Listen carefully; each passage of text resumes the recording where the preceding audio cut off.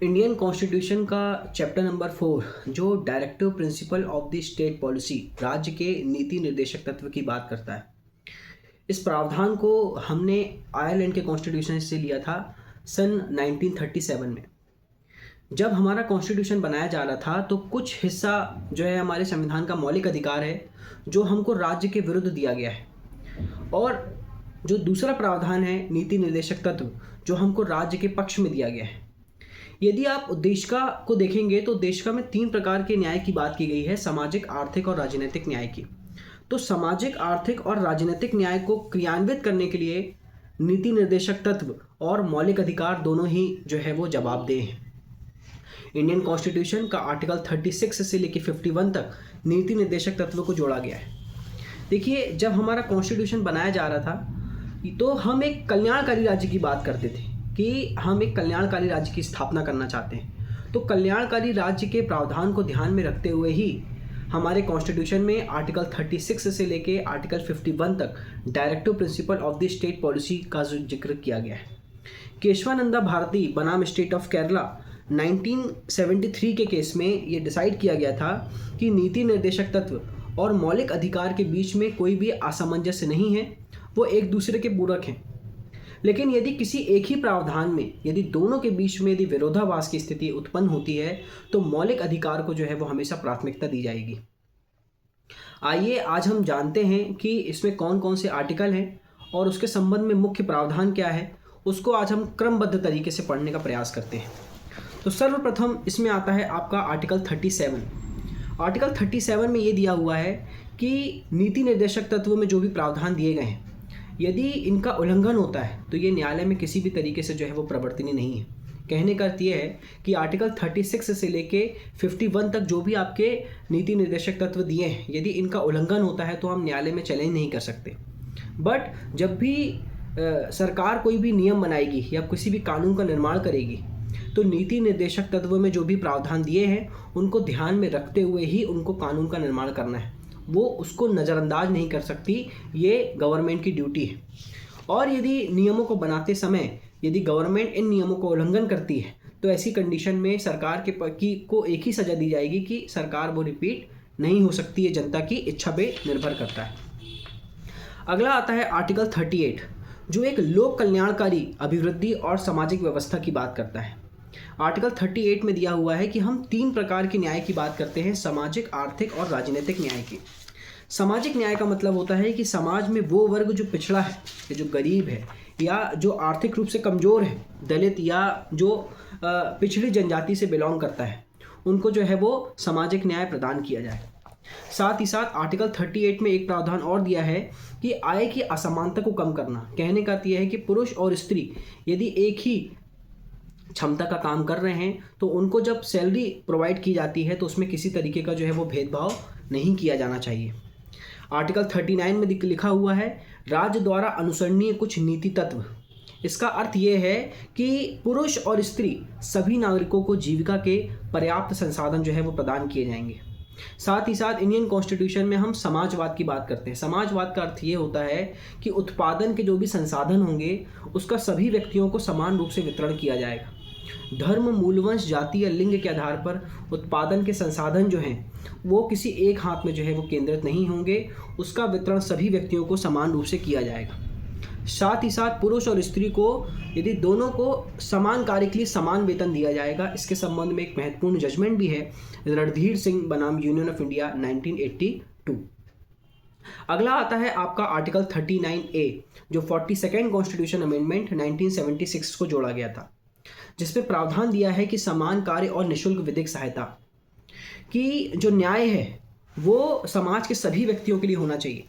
न्याय ऐसा नहीं होना चाहिए कि जो समाज का धनाढ्य वर्ग है उसको न्याय मिले या ऐसा व्यक्ति समाज का जो आर्थिक रूप से कमज़ोर है वो न्याय से जो है वो पिछड़ जाए।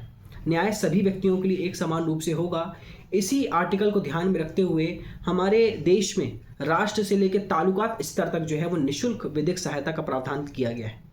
राष्ट्रीय निःशुल्क विधिक सेवा प्राधिकरण, राज्य विधिक सेवा प्राधिकरण, जिला विधिक सेवा प्राधिकरण जो समय समय पर क्या करती है, ऐसे लोगों को जिनके साथ अन्याय तो हुआ है लेकिन वो आर्थिक रूप से इतने सक्षम नहीं हैं कि वो न्यायालय जा पाएँ, कोर्ट कचहरी का खर्च वहन कर पाएँ, तो उनको निःशुल्क विधिक सहायता जो है वो न्यायालय के द्वारा जो है वो दी जाएगी। इसके संबंध में 2 महत्वपूर्ण जजमेंट भी हैं। पहला है M.H. हॉस्कॉट बनाम स्टेट ऑफ महाराष्ट्र, दूसरा जजमेंट है हुसैन आरा खातून बनाम स्टेट ऑफ बिहार। ये दोनों ही जजमेंट निःशुल्क विधिक सहायता के संबंध में ऐतिहासिक जजमेंट है। अगला आता है अनुच्छेद 40, जिसमें दिया हुआ है ग्राम पंचायत का संगठन। ग्राम पंचायत का जो प्रोविज़न है हमारे इंडियन कॉन्स्टिट्यूशन में, वो 73rd कॉन्स्टिट्यूशन अमेंडमेंट 1992 से जोड़ा गया था। बलवंत राय मेहता समिति की सिफारिश से ग्राम पंचायत का प्रावधान जो है वो हमारे कॉन्स्टिट्यूशन में ऐड किया गया था। कहने का अर्थ ये है कि ग्राम स्तर पर, जिला स्तर पर, तालुकात स्तर पर अलग अलग तरीके से ग्राम पंचायत की जो है वो व्यवस्था की जाएगी, और जो सुख सुविधाएं शहर में हैं वो सभी सुख सुविधाएं गांव तक भी पहुंचाई जाए, क्योंकि महात्मा गांधी जी एक ग्राम स्वराज्य की स्थापना करना चाहते थे। और इसी ग्राम स्वराज के सपने को ध्यान में रखते हुए हमारे directive principle of state policy में ग्राम पंचायत का प्रावधान जो है वो ऐड किया गया है। इंडियन कॉन्स्टिट्यूशन का आर्टिकल 41 जो बात करता है कुछ दशाओं में काम, शिक्षा और लोक सहायता पाने का अधिकार। काम पाने का अधिकार, शिक्षा पाने का अधिकार और लोक सहायता पाने का अधिकार निर्देशक तत्व के अंतर्गत हम सभी का अधिकार है। यदि किसी व्यक्ति के पास काम नहीं है तो काम पाने का अधिकार उसका मूल अधिकार तो नहीं है, लेकिन निर्देशक तत्व के अंतर्गत उसको संरक्षण दिया गया है। साथ ही शिक्षा का अधिकार, आज तो शिक्षा का अधिकार एक मौलिक अधिकार बन गया है, लेकिन पहले शिक्षा का अधिकार मौलिक अधिकार का हिस्सा नहीं था। निर्देशक तत्व के अंतर्गत जो भी प्रावधान दिए हैं उनको समय समय पर, यदि पार्लियामेंट चाहे या कोई भी गवर्नमेंट चाहे, तो समय समय पर उसको मौलिक अधिकार के अंतर्गत डालकर उसके प्रावधान को जो है वो क्या कर सकती है, बाध्यकारी बना सकती है। जैसे राइट टू एजुकेशन पहले हमारा मौलिक अधिकार नहीं था, लेकिन 86 कॉन्स्टिट्यूशन अमेंडमेंट 2002 के बाद से आर्टिकल 21A जोड़ा गया, जिसमें राइट टू एजुकेशन एक मौलिक अधिकार के रूप में हमारे सामने है, जिसके संबंध में 2 महत्वपूर्ण जजमेंट हैं। उन्नी कृष्णन बनाम स्टेट ऑफ आंध्र प्रदेश और मोहिनी जैन बनाम स्टेट ऑफ कर्नाटका। ये दोनों ही जजमेंट हमारे शिक्षा के अधिकार को जो है वो संरक्षित करते हैं। अगला आता है आपका आर्टिकल 42 जो बात करता है प्रसूति सहायता का उपबंध। आर्टिकल 42 उन लोगों के लिए बनाया गया है कि जो ऐसी महिलाएं हैं जो वर्किंग प्लेस में काम कर रही हैं और वो गर्भवती हैं, तो उनको जो है वो प्रसूति सहायता जो है वो दी जाएगी। इन्हीं आर्टिकल को ध्यान में रखते हुए हमारे देश में एक अधिनियम भी पारित किया गया था, प्रसूति सहायता अधिनियम 1961, जो विशेष रूप से गर्भवती महिलाओं के संरक्षण के लिए, और जब उनका बच्चा हो जाए उसके बाद वो अपने बच्चे का सही तरीके से लालन पालन कर पाएँ, उनको अपने वर्किंग आवर पर इतना टाइम दिया जाए कि वो अपने बच्चों को फीडिंग करा पाएँ, उसकी देखभाल कर पाएँ, उसका लालन पालन कर पाएँ। इन्हीं प्रावधानों को ध्यान में रखते हुए आर्टिकल 42 जो है वो निर्देशक तत्व के अंतर्गत शामिल किया गया है। इंडियन कॉन्स्टिट्यूशन का आर्टिकल 43 बात करता है कर्मकारों के लिए निर्वाह मजदूरी। विशेष रूप से अनुच्छेद 43 जो है ये कुटीर और लघु उद्योग को बढ़ावा देता है। देखिए, आमतौर पे आज भी हमारे भारत की एक बहुत बड़ी जनता जो है वो गांव में निवास करती है, और गांव में 12 महीने जो है वो रोजगार नहीं होता। इस कारण से ग्रामीण लोग जो हैं वो अपने घर परिवार के लोगों के साथ मिलकर जो है वो कुटीर और लघु उद्योग करते हैं। इन्हीं कुटीर और लघु उद्योग को बढ़ाने के लिए और इसको क्रियान्वित करने के लिए जो है वो निर्देशक तत्वों में इसको शामिल किया गया है। साथ ही साथ मनरेगा का प्रावधान आपने सुना होगा, महात्मा गांधी राष्ट्रीय रोजगार गारंटी योजना, जिसमें 150 दिन का जो है, पहले ये 100 दिन थे, बाद में 150 दिन का जो है वो रोजगार जो है वो सभी व्यक्तियों को दिया जाएगा। हमारा मध्य प्रदेश एक ऐसा पहला राज्य है जो इलेक्ट्रॉनिक पद्धति से भुगतान करने वाला पहला राज्य है, मध्य प्रदेश। अगला आता है आपका आर्टिकल 44 जो नागरिकों के लिए एक समान सिविल संहिता की बात करता है। यदि मैं एक समान सिविल संहिता, जिसको हम विशेष रूप से यूसीसी के नाम से जानते हैं, तो यूसीसी का प्रावधान कोई आज का नया प्रावधान नहीं है। कई समय से संसद में सिफारिश चल रही है कि इसके संबंध में कानून बनाया जाए, लेकिन आज तक इसके संबंध में वर्तमान में कोई स्पेसिफिक लॉ जो है वो अभी तक बनाया नहीं गया है। लेकिन एक समान सिविल संहिता का मतलब ये है कि एक देश एक कानून। हमारे देश में अलग अलग धर्म जाति के अलग अलग पर्सनल लॉज बनाए गए हैं। जैसे हिंदुओं के लिए हिंदू मैरिज एक्ट, मुस्लिम्स के लिए मुस्लिम मैरिज एक्ट, ईसाई, पारसी, सबके लिए अलग अलग लॉज, पर्सनल लॉज बनाए गए हैं। तो यदि कल को भविष्य में हमारे देश में यूसीसी का प्रावधान लागू हो जाएगा, तो जो हमारे पर्सनल लॉ हैं वो पूरी तरीके से ख़त्म कर दिए जाएंगे, और उनके सभी धर्म समुदाय के जो पर्सनल लॉ होंगे वो एक ही होंगे, और उसी पर्सनल लॉ से जो है वो सभी गवर्न होंगे। इसके संबंध में महत्वपूर्ण जजमेंट है Sarla Mudgal versus Union of India. अगला अनुच्छेद है आपका अनुच्छेद 45, जो बात करता है 6 वर्ष से कम आयु के बालकों के लिए प्रारंभिक बाल्य अवस्था, देखरेख और शिक्षा का उपबंध। विशेष रूप से हमारे कॉन्स्टिट्यूशन में कई आर्टिकल हैं जो शिक्षा के अधिकार को संरक्षित करते हैं। आपने आंगनवाड़ी का नाम सुना होगा, तो जो आंगनवाड़ी का प्रावधान है वो भी कहीं ना कहीं अनुच्छेद 45 से संबंधित है कि 6 वर्ष तक के आयु वाले बालकों के लिए प्रारंभिक बाल्य अवस्था, देखरेख और शिक्षा का उपबंध किया जाना जरूरी है। साथ ही साथ आप अनुच्छेद 21(1) देखेंगे, वहाँ पर भी शिक्षा का अधिकार दिया गया है। साथ ही साथ हमारे जो मौलिक कर्तव्य हैं वहाँ पर भी शिक्षा के अधिकार की बात की गई है। कहीं कहीं पर यहाँ पर 6 वर्ष से कम आयु के बालकों की शिक्षा के लिए बात की गई है, कहीं पर 14 साल तक के बच्चों की शिक्षा के लिए बात की गई है।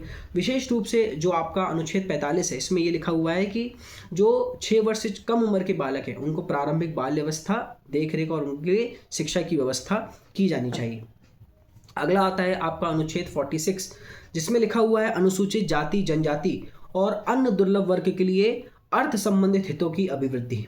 तो समाज का वो वर्ग जो अनुसूचित जाति और जनजाति समुदाय के अंतर्गत आता है, उनके संरक्षण के लिए, उनके सामाजिक और आर्थिक और राजनीतिक न्याय के लिए और उनके साथ किसी भी तरीके का अन्याय ना हो, उसके संरक्षण के लिए अनुच्छेद 46 जो है वो जोड़ा गया है, जो एक निर्देशक तत्व का पार्ट है। अगला अनुच्छेद आता है अनुच्छेद 47, जिसमें लिखा हुआ है पोषण स्तर, जीवन स्तर को ऊंचा करना और लोक स्वास्थ्य का सुधार करने का राज्य का कर्तव्य है।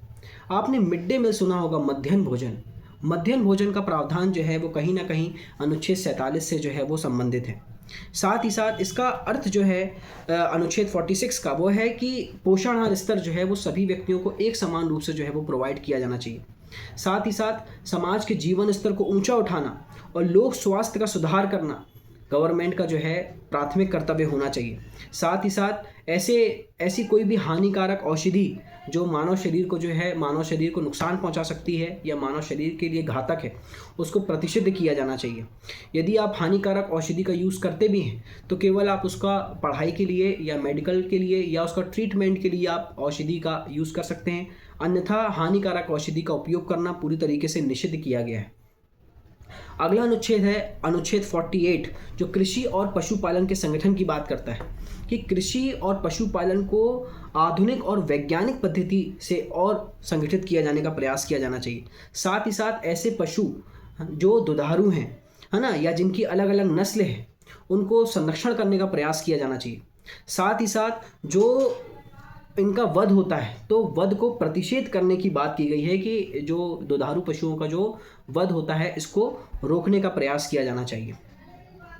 अगला अनुच्छेद है 48A, जो 42nd कॉन्स्टिट्यूशन अमेंडमेंट 1976 से जोड़ा गया है। पर्यावरण का संरक्षण, सर्वाधन, वन और वन्य जीव की रक्षा।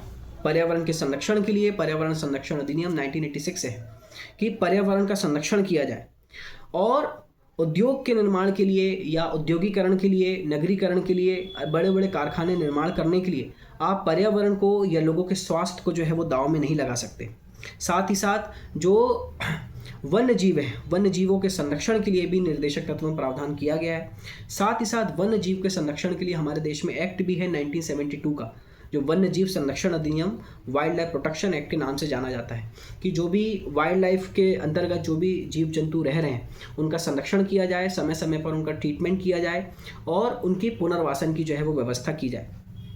इंडियन कॉन्स्टिट्यूशन का आर्टिकल 49 जो बात करता है राष्ट्रीय महत्व के स्मारक, स्थान और वस्तुओं का संरक्षण। इसकी विशेष जिम्मेदारी संसद को सौंपी गई है कि हमारे देश में जो भी राष्ट्रीय स्मारक हैं, जो भी ऐतिहासिक धरोहर है, उसका संरक्षण किया जाना चाहिए। कहने का अर्थ यह है कि ऐसी कुछ धरोहरें हैं हमारे देश में जो हमारे देश की पहचान है, तो उसका संरक्षण करना, उसके पुनर्वासन की व्यवस्था करना और उसको संरक्षित करके रखना और अपने लाभ के लिए राष्ट्रीय स्मारकों को दांव में ना लगाना, ये पार्लियामेंट की ड्यूटी है। पार्लियामेंट को ड्यूटी सौंपी गई है या संसद को कर्तव्य दिया गया है कि वो इसके संरक्षण में जो है वो प्रयास करेगी। जो भी राष्ट्रीय महत्व के स्मारक स्थानों के लिए संसद यदि कोई भी नियम बनाना चाहे तो वो बिल्कुल नियम बना सकती है और उसको क्रियान्वित कर सकती है। अगला अनुच्छेद है अनुच्छेद 50, जो कार्यपालिका से न्यायपालिका के पृथक्करण की बात करता है कि कार्यपालिका अपने क्षेत्र में काम करेगी और न्यायपालिका अपने क्षेत्र में काम करेगी, कोई भी किसी के काम में हस्तक्षेप नहीं करेगा। लास्ट जो है अनुच्छेद है वो है अनुच्छेद 51, जो बात करता है अंतर्राष्ट्रीय शांति और सुरक्षा की अभिवृद्धि। हमें अंतर्राष्ट्रीय शांति को स्थापित करना है, साथ ही साथ राष्ट्रों के बीच न्याय संगत तरीके से और सम्मानपूर्वक संबंध बनाना है। जो भी हमारे दूसरे देश हैं, दूसरे देशों के साथ मैत्रीपूर्ण संबंध बनाने का प्रयास करना है, जिससे व्यापार संधि को बढ़ावा दिया जा सके। साथ ही साथ यदि कभी अंतर्राष्ट्रीय विवाद की स्थिति उत्पन्न होती भी है, दो देशों में अंतर्राष्ट्रीय विवाद की स्थिति उत्पन्न होती है, तो अंतर्राष्ट्रीय विवाद को मध्यस्थम के माध्यम से जो है वो निपटाने का प्रयास किया जाना चाहिए। तो देखा हमने कि जो निर्देशक तत्व हैं वो हमको राज्य के पक्ष में दिए गए और मौलिक अधिकार जो है वो राज्य के विरुद्ध दिए गए। आखिर इनमें अंतर क्या है? तो यदि मैं इनके बारे में बहुत ही कम शब्दों में आपको बताना चाहूँ तो मौलिक अधिकार जो है ये एक नकारात्मक है, क्योंकि हमको राज्य के विरुद्ध दिए गए। राज्य को निर्देश दिया गया है कि इंडियन कॉन्स्टिट्यूशन के अनुच्छेद 14 से लेके 35 तक जो भी हमारे 6 फंडामेंटल राइट है, इसका वॉयलेशन नहीं करना है। यदि इसका वॉयलेशन होगा, किसी भी व्यक्ति के मौलिक अधिकार का उल्लंघन होगा, तो वो राज्य के विरुद्ध सूट फाइल कर सकता है। यहीं पर यदि मैं नीति निर्देशक तत्व की बात करूं तो ये सकारात्मक है, जिसमें राज्य को कुछ मसलों पर इनकी आवश्यकता होती है कि राज्य जब भी कभी कानून का निर्माण करेगा तो वो मौलिक अधिकार के साथ साथ नीति निर्देशक तत्व में लिखे प्रावधानों को भी ध्यान रखेगा। दूसरा महत्वपूर्ण अंतर है कि मौलिक अधिकार नियोजित होते हैं, मतलब यदि हमारे मौलिक अधिकार का उल्लंघन होगा तो हम न्यायालय में जाकर सूट फाइल कर सकते हैं, उसको क्रियान्वित कर सकते हैं। लेकिन निर्देशक तत्व का उल्लंघन होगा तो ये न्यायालय में कभी भी इसको इन्फोर्स नहीं किया जा सकता। तीसरा महत्वपूर्ण अंतर है कि जो मौलिक अधिकार हैं ये लोकतांत्रिक और राजनीतिक व्यवस्था के लिए स्थापित किए गए हैं, लेकिन जो निर्देशक तत्व हैं आपके, ये सामाजिक और आर्थिक लोकतंत्र की स्थापना के लिए जो है वो बनाए गए हैं। मौलिक अधिकार कानूनी रूप से मान्य हैं, बट जो निर्देशक तत्व हैं वो नैतिक और राजनीतिक रूप से जो है वो मान्य है। मौलिक अधिकार के संबंध में कहा गया है कि विधान को इसकी आवश्यकता नहीं, वह स्वयं ही मौलिक अधिकार जो है, जरूरी नहीं है कि विधायिका इसके लिए कानून बनाए फिर ये एप्लीकेबल होगा। राइट टू लाइफ ये हमारे पास बाय बर्थ है। ऐसा नहीं है कि मौलिक संसद इसके संबंध में कानून बनाएगी उसके बाद हमको जीने का अधिकार दिया जाएगा। स्वस्थ जल और स्वस्थ पानी का अधिकार हमारा मौलिक अधिकार है जो बाय बर्थ है। इसके संबंध में संसद यदि कानून नहीं भी बनाएगी तो भी हमारे पास ये कानून बाय बर्थ है। लेकिन निर्देशक तत्व के संबंध में ये लिखा हुआ है कि जब तक विधायिका विशेष रूप से कानून नहीं बना देती तब तक निर्देशक तत्व जो है वो बाध्यकारी नहीं हो सकते। तो मौलिक अधिकार जो विशेष रूप से सभी व्यक्तियों को प्राप्त है, और निर्देशक तत्व जो एक कल्याणकारी राज्य की बात करते हैं कि जब भी कभी संसद के द्वारा कोई भी नियम बनाए जाएं तो निर्देशक तत्व में जो भी प्रावधान लिखे हैं उनको ध्यान में रखते हुए ही कानून बनाया जाए। तो इंडियन कॉन्स्टिट्यूशन का आर्टिकल 36 से लेके अनुच्छेद 51 तक निर्देशक तत्व की बात की गई है, जो एक कल्याणकारी राज्य का जो सपना है उसको साकार बनाने के लिए जो है वो निर्देशक तत्व इंडियन कॉन्स्टिट्यूशन में जोड़े गए हैं। और समय समय पर संसद चाहे तो निर्देशक तत्व में जो भी प्रावधान दिए हैं उसको कानून बनाकर जो है वो बाध्यकारी कर सकती है। यदि आपको मेरा वीडियो अच्छा लगा या ये टॉपिक आपको अच्छा लगा तो लाइक करिए, कमेंट करिए। यदि कोई कमी हो तो मुझे प्लीज़ कमेंट बॉक्स पे बताइए। धन्यवाद।